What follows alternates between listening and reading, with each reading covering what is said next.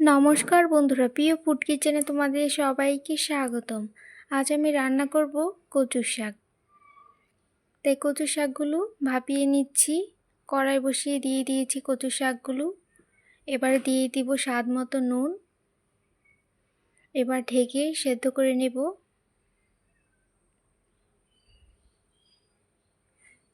কচুর শাকগুলো ভালো করে সেদ্ধ করে নিয়েছি, একদম গলে গেছে। এবার নামিয়ে নেব। নামিয়ে ভালো করে ঝরিয়ে নিয়েছি। কড়াইটা ধুয়ে আবার বসিয়ে দিয়েছি। এবার দিয়ে দিব পরিমাণ মতো তেল, দিয়ে দিব শুকনো লঙ্কা আর দিয়ে দিব 5 ফোড়ন। এবার দিয়ে দিব আদা বাটা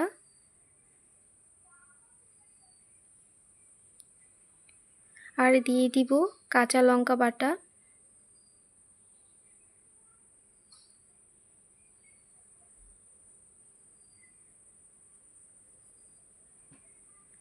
এবার দিয়ে দিব হলুদের গুঁড়ো।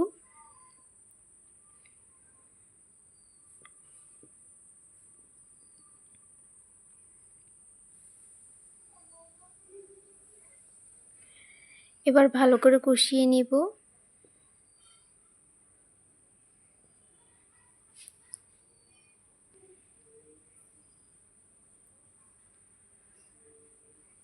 এবার দিয়ে দিব ঝরিয়ে রাখা কচুর শাকগুলো।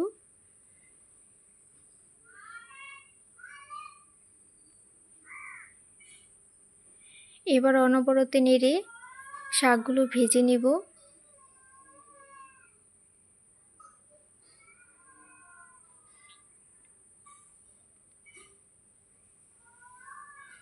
শাকগুলো কিছুক্ষণ ভাজা হয়ে গেলে এবার দিয়ে দিব জিরে ধনে বাটা।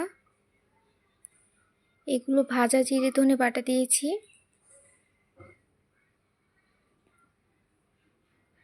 এবার আরও কিছুক্ষণ ভেজে নিব।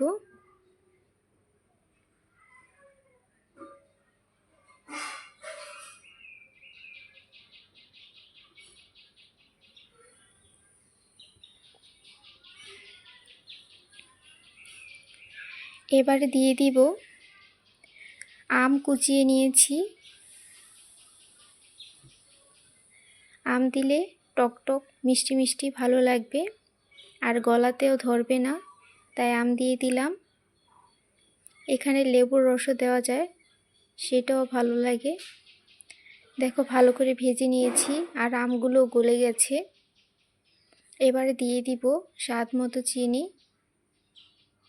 কচুর শাক একটু মিষ্টি মিষ্টি হলে খেতে ভালো লাগে।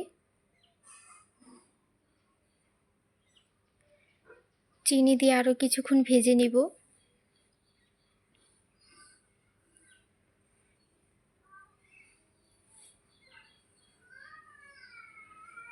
ভালো করে ভেজে নিয়েছি, ভাজা হয়ে গেছে, এবার নামিয়ে নেব।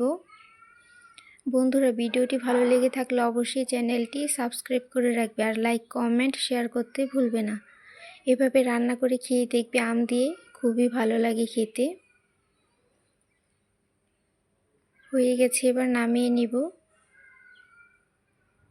এভাবে রান্না করে খেয়ে দেখবে, এক থালা ভাত নিমিষেই শেষ হয়ে যাবে কচু শাক দিয়ে।